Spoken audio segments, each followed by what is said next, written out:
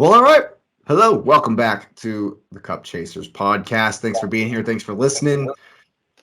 Oof. Another rough one for the Chelsea Blues at home to the Seagulls. Yeah, I don't want to say I saw this one coming, but it's rough. It's rough. If you're feeling rough for Chelsea, make sure you check on your Chelsea fans and make sure you smash up the like button. Go ahead and subscribe to the channel. Get the notification bell on. Tough, guys. Tough one. What are we saying? I had two key takeaways from this. I liked the way Madrid played in this game. He's one of the only people playing with heart. He's the only one leaving it on the field, playing for the badge. I don't like the skill set and the quality that Conor Gallagher brings to this squad. I don't think he's this big of a club's level yet.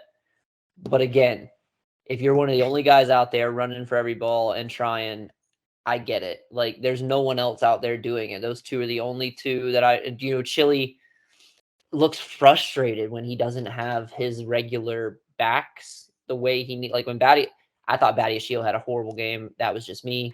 You can take it or leave it. You can have a different opinion. I thought Badiashile looked like a lost puppy. He got scared because Brighton were on us from the rip.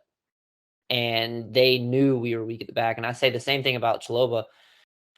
That thing, they might have paid that man before this game. Like, he looked incredibly, I don't want to say scared, because I don't think that they come out scared. He looked outgunned and outclassed, and it just showed where all the weak points were. But it made Ben Chilwell look frustrated, so that takes him out of his game. Enzo was swamped. Enzo tried to do work, but again, Enzo's one of those players. I like Enzo. I think he needs time to develop. I don't think he's worth $100 million that we paid for him yet. Hopefully he'll get there, but he gets swamped. They know we're trying to run the ball through Enzo, so they double him every time he gets the ball. Every time he's even attempting to get the ball, when he goes into open space, a man's following him into that. So, teams kind of have us figured out because we only have a couple tricks up our sleeve, because they know we're not scoring goals. They know we don't have what y'all have. We don't have a target man to hit on some deep wing, runs. Like, we're set up to do this. We're set up to make these runs. We're playing Sterling outside. We're playing Mudryk outside. Yet we don't have anybody to cross this ball into. We don't have anybody to bring it back center. Felix isn't a big guy. If he gets the ball, it needs to be an open space, a little dink 1-2, and then take your shot. That's how Enzo keeps ending up with shots on goal. I thought Zakaria, I was Sterling. happy. Didn't Sterling start up top? Sterling did start, right. Mm-hmm. And it's just, and again, they're not target men. We keep trying to convert these guys. Kai's not a 9. Kai never even came to the club as a 9. We just keep trying to convert these guys into playing this goal scoring machine role. And hey, you need to get up the field with, some of the fastest players in the Premier League. Like, you need to get up the field and be a target for these guys. That's not these guys' MO. Like, Sterling's a single forward. Sterling shouldn't be a single forward. Sterling shouldn't even play left back. That's half the problem. We have a laundry list of guys all play the same position. And it's really showing. I don't want to say the depth, but I really want to put the eggs in the basket. Yes, we don't want to just ditch the league. I think we need to show up. We need to show some respect, especially at home. Brighton had our number. They deserve to win the game. Like, this is how the scoreline. I think a 2-1 is justifiable for this game. It could have got a lot worse. I don't think, Frank doesn't get it wrong. It's just, we have 50 guys that play the same position. I understand starting Pulisic. I understand starting Zakaria. Like, I like to see the fresh faces. He wasn't great, though. But it wasn't great. It wasn't great. Zakaria. And it completely said to me, when I saw this lineup, I said, wow, we're really not going to try in the league. Like, all of the eggs are in that Champions League. Yeah, I mean, he's resting for a rescue attempt. Right. Yeah. And, I love what Madrid. Horrible. Have you seen the stats? Yes. It's not great. 25-8 in shots. Yeah, it's not good. We had 2 on goal. I mean, we lost possession balance. We lost every battle except for attack. No, except for. I mean, clearances. Would you say that there's a silver lining in that? Yes, okay, you've lost twice in a row in the league, but both games were lost to wonder goals. Yes. So silver lining. Ours was a wonder. Ours wasn't supposed to You necessarily got happen. lucky. Y'all's was a pure Sterling Chelsea goal this season. So it's 1-0. Like we're still down in this game. Like But well, yeah, it's still 1-0. my point being is that you're in it. It's there. You got battered. But you still only lost to an up and comer who, no one knew his name 3 weeks ago, and it's probably the best goal of his life. And he's still, what's he, 19, and he may not score a better goal in his entire life. Of course, Danny gets one on us. And does it? What I'm saying is, does it give you any hope at all? I'm hopeful. Especially for Wednesday or Tuesday, whenever you play Madrid again, that No. you're in it. You're in these games. You're not getting blown away despite the statistics. You give Felix that run on again and have him convert early in the game, 4th, 5th, 6th minute, like he had it in Madrid. We convert that at the bridge. That's all we need. It's a 1-0 game. At home, we have 90 minutes to play for. And that's all these boys really need is 90 minutes to play for. No one wants to play for 90 minutes at this club. So Patrick, these fine margins don't give you any hope at all. No. I want to have hope. I really do. Does the team not look better to you now than it did under Potter? No. Really? I think that's hard to agree with. I think it's the same. I actually think offensively we were a little bit better under Potter. We actually took shots on goal. I don't know what. I mean, we are getting overran in possession. I mean, at one point it was 70-30 for Brighton in possession. This was just after last week. It was like 65-35 for Wolves. Like, there's an issue. More telling. Brighton love to keep the ball. Wolves, though. I know, but that's my point. I mean, that's where I get frustrated because, I watched all of it, unfortunately, and we scored, and then Brighton just took the ball and held it, and took shots left and right. I mean, they had 12 shots 12 shots attempted, which was the most at the bridge.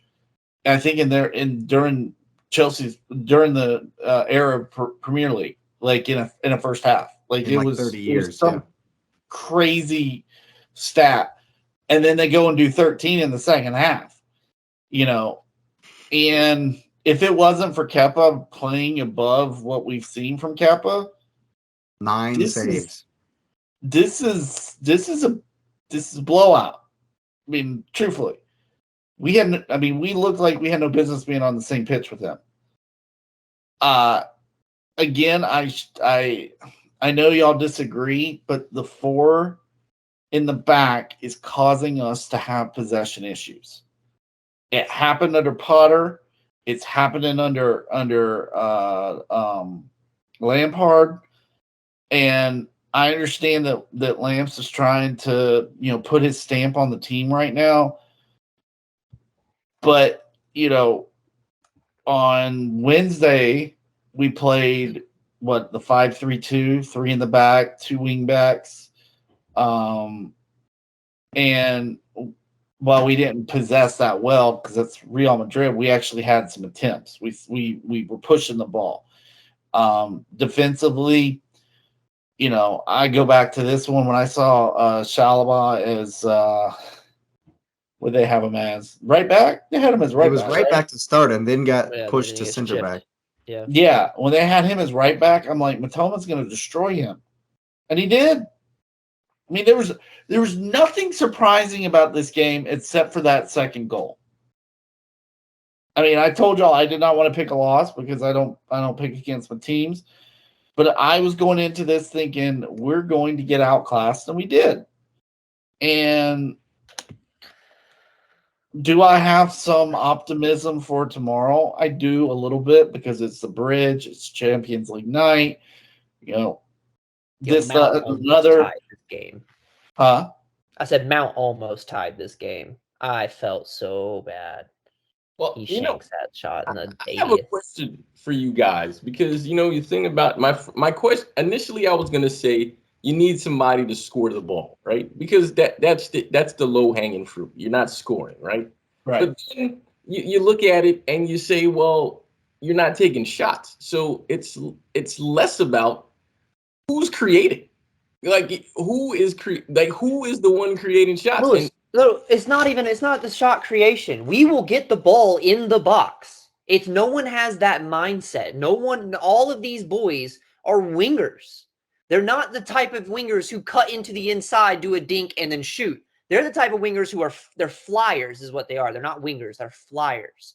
And they're converting them over into playing something that they don't have the mentality for. Kai Havertz will play with the ball and run himself out of an angle so fast off a PK mark. We've seen it done week in, week out, week in, week out, week in, week out. He wants to dribble the ball all the way into the back of the net. Like, they lost this mentality to shoot the ball months ago. Sterling does it too, cutting his own angle. Felix did it in the champs. They cut their own angles. They run to the byline and look for a pass first. It's this mentality that's been drilled into them somehow. But that's where it comes. That's where my question lies, is because, for example, and I'm using Sterling actually as my example, because Sterling played at City and he did the same thing you're talking about. He did it at City, but when he had the season where he was scoring goals, is because there was a creator putting it there where he could do nothing else but shoot the ball. He's dinking it right. Well, when you're getting the ball 2 yards before the that's what I'm opening saying. of the box. Well, that's the point, X. That's the point. You've heard me make this point plenty this season. I was going to say with Odegaard. Odegaard does that for Arsenal. So you're like, who is your guy? Because that's actually, because I was going to blame the lack of shooting, but it's you don't have anybody creating anything, and that's a bigger issue. Patrick has it right, because he was saying how they were trying to rely on Gallagher to do that. He doesn't do it. And Patrick has told us over and over, Gallagher ain't good enough. Gallagher's we know. He'll hustle. He's not gonna. He'll run himself into the ground, but he doesn't have that talent. No. And Dennis is defensive. He's not offensive. Dennis is a true and true throughout middle, center mid. Get the ball, pass it off to somebody else, let them do their job. So in any one of your lineups, though, in any one of, somebody has to take that role. Someone has to. And at this point in the season, if it's N'Golo Kanté, then it's N'Golo Kanté. It is what it is. That's what he did against Real. He was the one that was passing the ball forward. He was your best player against Madrid. The saddest part of all this is we got Enzo play the double pivot and let Kanté be the creator, because that's all you got. We got rid of the guy who opened all of this up for us, and we blasted him. Why isn't Mount? Blasted him. Well, why doesn't Mount? They won't guy. play Mount at the 10 because they can't afford to play Mount at the 10. You have to change the entire formation. Then do it. I agree. I've been saying this since the beginning of the season. I think Mount should just play 10. I agree. We didn't need Felix if Mount just plays the 10. Exactly. Potter never plays Mount at the 10. You have to change the entire line. Sterling, bringing Sterling into the club caused Mount to lose his own middle of the field position, because now we have a winger and we try to play this wing game or this fast striker. Sterling's not Timo. He cannot be that guy. We blasted Timo Werner for this. Timo Werner did not score goals, but you know what Timo Werner's stat sheet was for Chelsea when we won the Champions League? Pass to assists. He got the ball, he held it up, he gave it to Kai, or he gave it to Mount. Mount's going to shift it off to the other one, wide open, tap in, like Lewis likes to say that Sterling likes to do. We got rid of our guy who did that because we bought Sterling. We bring him in. We're going to we're going to be a Flyers again. We don't have a Drogba. We don't have a Diego Costa. We don't have a Eden Hazard in the middle who can just do it by himself. We don't have a 9. We don't have a 9. So play this winger. That's the point. Or a 10, right. So playing these two wingers and not having the midfield to convert with this, where N'Golo Kanté, the injury list, I understand he's back now, and I really hope things do start turning around because he's now physically and match fit. He's proven he can hold up at least a 60-minute game. Hopefully he's back to a 70, 80-minute game, and in a couple weeks he'll be at a 90. Because he doesn't come out. A healthy N'Golo Kanté does not come out of a game. But that's the point, though. When you're playing against City, who do they play? Supposed to be that guy. Who do teams blanket when they play City? It's KDB. Yeah. Who do teams when they play Arsenal double team? Odegaard. Odegaard. Who when you're playing against Newcastle are you looking out for? Guimaraes. We know this immediately. Who when you're playing against United do they immediately try to not let get on the ball? It's Bruno. Like we know who's supposed to be creating for these teams. You look at the 37-man Chelsea roster and there's no one. Well, and I can't believe I'm going to say this. I might as well just slap myself. I think you gotta give Aubameyang a chance at the 9. That's why Tuchel brought it. Yes. Little Yachty causes the mic drop. I'm just saying. If it were me, I would play Kai as a 10. That's exactly why that's where he needs Tuchel to bought my play. man. I think that's where he needs to play. Exactly. I would play Kai as a 10. I'd play Aubameyang and then Mudryk. And honestly, I know we just signed him, but I'd rather see Madueke than Sterling right now. Sterling doesn't play for the club. He's No, not, he doesn't. not good anymore. Something like that tomorrow. He can't play Madueke tomorrow, but play I mean, I Madueke could see him playing a 9, an actual 9. I think you have to play Kai. If You have to play Aubameyang Kai. comes He in this shows up in game, big The games. experience. It's Kai's experience, if right? Aubameyang puts 2 in to level us with Madrid, that would be the greatest villainization story ever. Just ever. You need season, somebody who's willing to take a shot. Fernando Right now, we Torres don't have in. anybody. Last week he was on the beach. For Right. Barcelona. Didn't even come to He was in practice. Barcelona's locker room. Yeah. Hey, that's what I would preach to him. Hey, you really want to go play for Barcelona again? You really want to be a Barca player? Score 2 on Madrid. Beat Madrid. Yeah. We'll Beat sit Madrid, you exactly. wherever you want. Beat Madrid. But no, I mean, I agree with y'all that there's no one to create.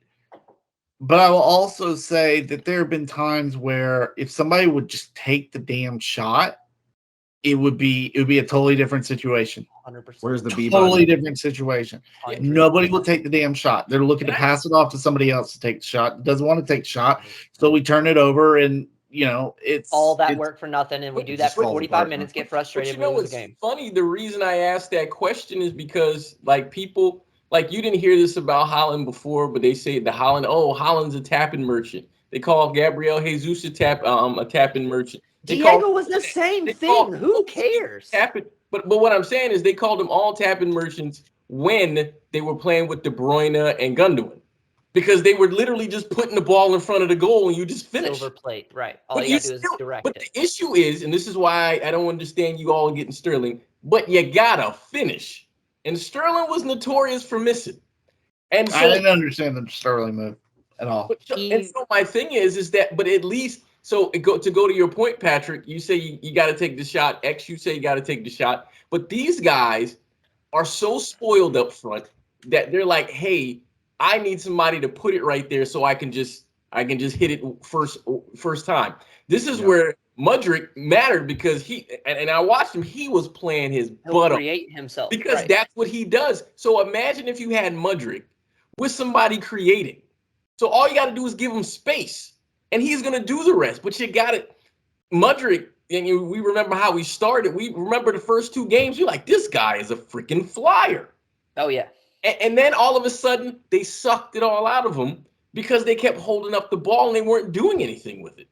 And so you have to think, Conte might be your answer. And I'm going to just put it like this. If Conte is able to be the creator against Madrid and they pull out a win, if they don't build a statue for that man in the middle of the pitch immediately after, then they've completely lost the plot. Funny you mentioned that. Because the last time the Chelsea beat Madrid in the Champions League to go to the final, Conte was the key piece. He was running all over their midfield, creating opportunities for Pulisic and Timo and all of them. It was because of Conte that we won the Champions League. 100%. And they're beatable. Interesting that this is your beatable. third year running playing Madrid in the Champions League. And I know. to say the least, I do think that, given the history of this season, like how it all started, where all the turmoil, all the drama that began, and what all precursored all of this, Chelsea got caught trying to build two different teams. Where at the beginning of a window that really closed on us when we couldn't buy players at the beginning of the summer window. We had sanctions. We had people didn't want to come to us. People had issues coming to us because they didn't know if they were even going to be able to play Premier League football. Because when the British government says, hey, we're not going to let people into your stadium if your owner doesn't sell you in 3 months or now. So figure it out. That causes a lot of issues, but we were having to rebuild this squad, and you have to understand what we were versus how we play now. Even in what Thomas Tuchel was trying to do was fill these Band-Aid gaps. That's why he brought Aubameyang in. I didn't agree with bringing Aubameyang in, but for $12 million and you need a 9, guess what? Fire sale, I'll pick him up. He's going to score at least 16, 17 goals for me. That's all I need out of you because I know how to defensively win games. We get caught doing that. We spend our money. We set up the team doing that. Tuchel gets let go. Potter brings in, and Potter brings in a new, I don't want to say formation, but a new tactic ideal behind how to play this team. Aubameyang goes. We see players like Dennis hit the bench. We see Conte go out. Fofana go out. Our defense goes out. And now it's the dominoes hit the. So we got caught rebuilding two different squads because we had two different mindsets going into how to build this squad. We had flyers to feed Aubameyang, which is why Sterling makes sense. If you have someone for Sterling to then, give the ball to relieve that pressure, put it back on a silver platter for him. If you can find a 9 that's not like Haaland, who will at least pass the ball if he's barred up and he can get the assist. Timo did the same thing. It's this mindset that we have that we didn't get to rebuild this squad. We're playing with Band-Aids and our Band-Aids got injured. So then I just don't agree with playing some of these guys. Right. I just don't agree with playing some of these guys either. Like Badiashile should not play for us. Chalobah should not play first team football for us. They need to be on loan. They need to get shipped off. We have 35 guys. Play the academy. Frank already did it before. Play the academy. We had a better season playing 6 academy kids than we ever did playing whatever garbage they're trying to field right now. I had a question. So I disagree on the Badiashile. I thought he had a horrible game. Horrible. It was the first time that he's played. He's played along. Horrible. It's the first time he's played along someone other than Thiago Silva, too. And I think that plays a role. But I mean, he's also been one of the more steady defenders that we've had since at least since he's come in.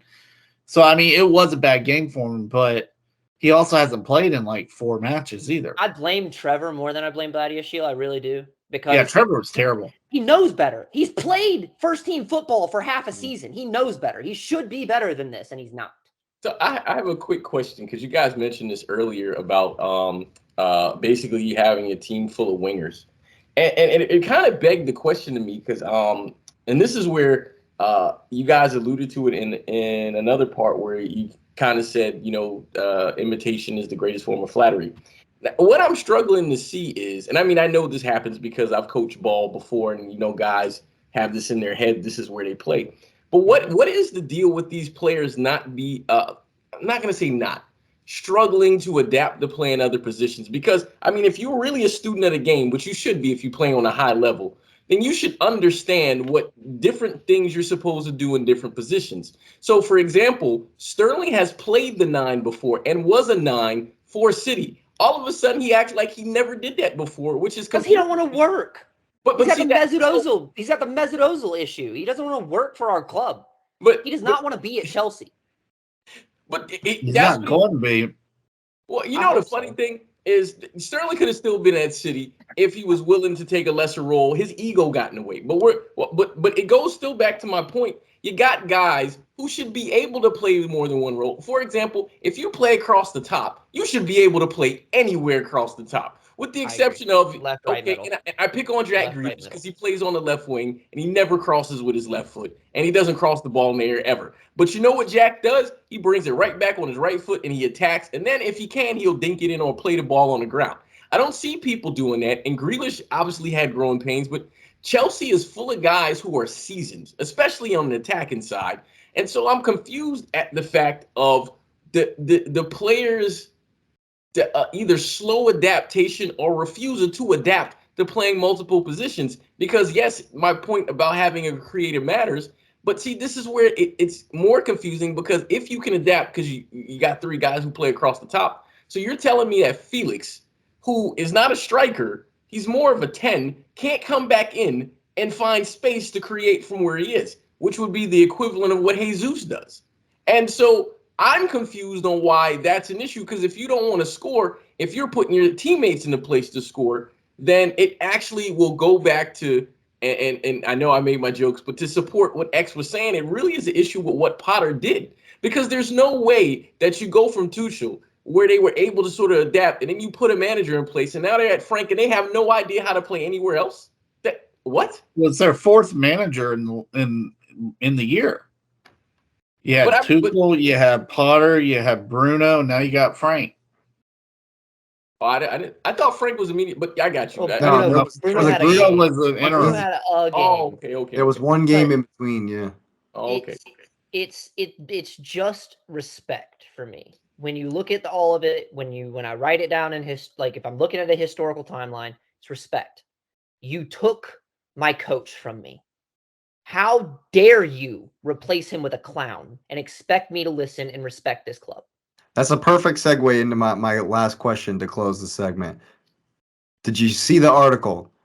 Boehly went into the locker room and blessed everybody out. Yeah. Yeah. This guy, man. Did you see Frank's? Did you see Frank saying Frank was like, right. We need more legs. We need more passion. These guys are not fit to play Premier League football. I don't know what's been going on. His latest interview, he literally just said, paraphrasing, mind you, I don't know what's been going on here at Chelsea. These guys aren't fit to play in the Premier League physically. That means all those beach days, playing in the pool, I'm telling you, man, this corporate nice guy BS put us back 100 years from where we should be. Y'all just about to be running all summer. And it's confusing to me. I hope so. How is the owner going to come in there and give the hairdryer treatment when it's your fault? It's his fault. It's your fault. It's his fault. And so my comment to that, because I saw it, my comment would be like, hold on, Mr. Owner, sir. I'm going to go grab a mirror real quick, and I'm going to put it in front of your face, and I want you to say the exact same thing you said in this mirror. You know what I would do? I would have got the exact same pair of shoes Tuchel was wearing at the Champions League, and I'd have laid them down and said, as soon as you can fill these, and I'd walk out. He sounds silly, man. He is a clown. He's a clown. He does not know the culture, the game, the understanding of the Premier League. He's a clown. But Frank backed him up. Well, I mean, you have to. That's the boss man. That's the boss man. Boehly's not going to sell the club. Frank cares about Chelsea, which is bigger than the owner, bigger than the players, bigger than himself, bigger than Mal, bigger than Ancelotti, bigger than the Champions League. He cares about the club. Frank is trying to have a job. Frank knows he's not staying here, so Frank wants to get a job. You can't take a dump on the Frank's going to get the Leicester job next season to keep them from relegation. And for him, that's fine, because if you're still coaching the top tier team, Frank is trying to coach. Yep. Frank was available for a reason. Absolutely. And so I know, Patrick, you mentioned this before too. This was in the chat where we love Frank Lampard as a player. I mean, he played for City a year, appreciate him. But even before he played for City, we love him. Player, unmatched, love him. As a manager, he's too old school to manage this. The Prem's not what it was back when he's poor tactically. That's the problem. I mean, and I think that I'm shocked he didn't park the bus after that. He can hire somebody to do that. You literally can hire a person to do those things for you. Yeah. And you just handle personnel. Like on the professional level, there's literally guys, hey, I'm good at this thing. I'm going to do this. I'm going to hire somebody to do the other things. Well, that's where Frank and Potter are the exact opposites. Frank's not a nice guy. You show up late for practice, he wants $5,000. He wants you to run the rest of practice. Potter's going to say, oh, I'm sorry, did you get a traffic? Like, oh, let me pay your traffic ticket because you had to run a red light. Like, no, they are different. They are a different breed. And Mal said it best. The boys back when Mal first started coaching came to him as men. The boys that Mal gets now to coach are boys. These are young, pampered athletes who don't care about their clubs, who don't care. They're money driven, they're fame driven, or accolade driven, which is fine. but they wear it so much when they're 20, 21, 22, 23 that it gives this sense of entitlement to them to where players don't want to function under somebody telling them, no, you literally kicked it to C19. You're giving me 75 push-ups. I don't care because it's mentally going to tell you not to kick it to C19 again. And he's that type of manager. No one likes that anymore. Jake, I know you said that was the last question, but I do have a question because the thing with the owner matters to me. The thing with the direction of the club matters. What X just said matters. So I'm going to ask the question, and I know I kind of have an answer, but so what manager will want to manage at Chelsea? Enrique. It seems like a pretty undesirable job. I'd bring in Enrique. I think it's going to be Nagelsmann. But do either of them want it? That's the question. Well, I wouldn't want to Both want manage it. there. Both have come to London. Both of them Both want have it. come to Yes. London. But Both of them have after held what talks Boehly to come just to did, London. I don't know, man. That's But if Enrique, manager, I that's think a it will be fact. Nagelsmann because Enrique asked for one thing that I know Boehly's not going to give him, which is control of the transfer market. See, man, I don't Well, know. see, that's gone to Boehly and Winstaley. That's what I'm saying. Winston. Enrique wants more control over the transfer market. Nagelman's not going to ask for that because he's young. This job means something to him. He can propel his career off of it. Enrique would bring in experience, trophies, transfer windows, building something that actually means something to the game and the Prem. Like he's going to get in here and play chess. Boehly's playing press. He's not playing chess. There's a big difference behind buying jerseys and buying players. He's buying jerseys. And that's the biggest issue I'm going to have with this guy for the next 20, 30 years. Forever. Yeah. Just like Until I can get Elon Musk money and buy this club from him Yeah, because this is ridiculous. absolutely. Well, fair enough. If you love buying jerseys, go ahead and smash up the likes, subscribe to the channel, and get that notification bell on. We will be back real soon.